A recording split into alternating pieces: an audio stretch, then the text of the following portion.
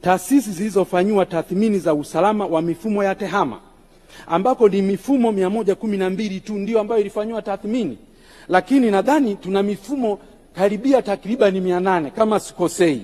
Sasa hizi tathmini za kiusalama zinapofanyika kwa udogo namna hii, Mheshimiwa Mwenyekiti, tunapata matatizo makubwa sana. Tunategemea mifumo ya TEHAMA kukusanya kodi, tunategemea mifumo ya TEHAMA kwa ajili ya kusimamia matumizi ya serikali. Sasa hivi mifumo mingi ina matatizo makubwa, ina changamoto nyingi. Mifumo imeanzishwa na kuanza kutumika ikiwa wakati mwingine kazi data na server bado zinamilikiwa na vendor.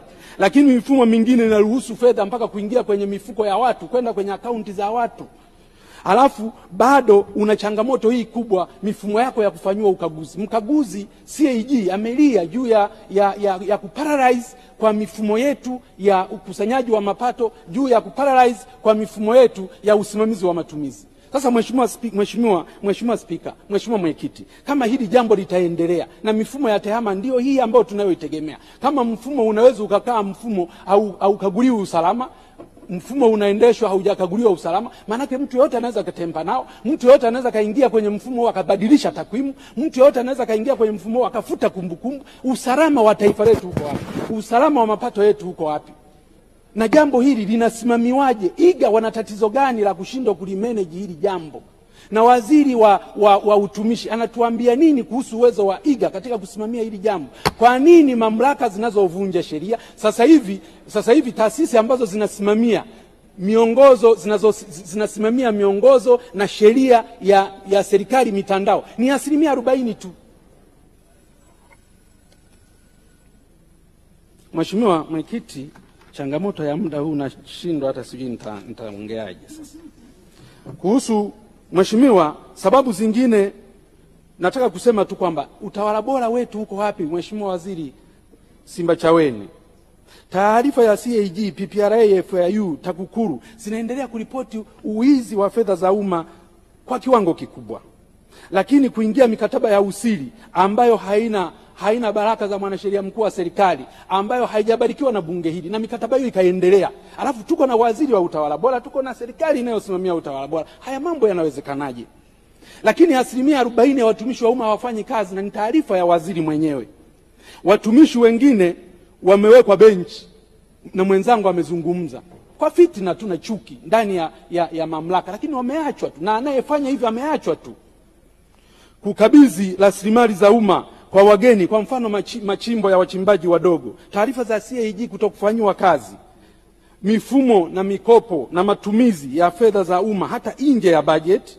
Haya mambo haya yanaruhusiwaje? Waziri wa TAMISEMI, waziri wa utumishi huko hapa, waziri wa utawala bora huko hapa. Kuna manju mmoja kule kwetu aliwahi kuimba Dumoga Gijozwa Orono Saba Jirade Jabademi, anaitwa Mwanachulichuli.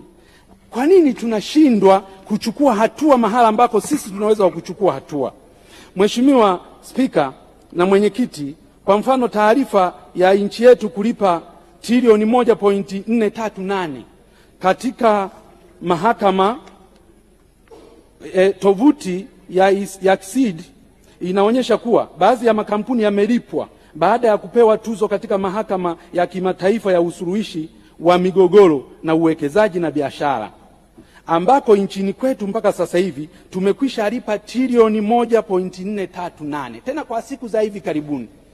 Hizi taarifa zinaonyeshwa kwenye tovuti ya KSID, trilioni 1.438, lakini bunge hili halijawahi kuelezwa na waziri wa utumishi na utawala bora. Bunge hili halijawahi kuelezwa na waziri wa katiba na sheria. Bunge hili halijawahi kuambiwa jambo lolote, isipokuwa kule KSID kwenye tovuti ndio wanaonyesha tu trilioni 1.438, ambako hizi fedha hatujawahi kuzipitisha sisi, na hatujawahi kuomba kibali, na hatujawahi kuambiwa kwa nini serikali ilienda kushindwa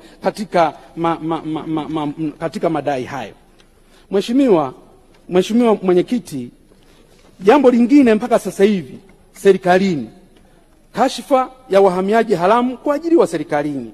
Wote tunakumbuka kwamba mkuu wa majeshi ya ulinzi na usalama CDF Jenerali Jacobo John Mkunda alitoa taarifa akisema baadhi ya waomba hifadhi hao na wakimbizi au familia zao wameajiriwa serikalini kwa nafasi mbalimbali na wengine wamepewa teuzi serikalini katika nafasi zenye maamuzi.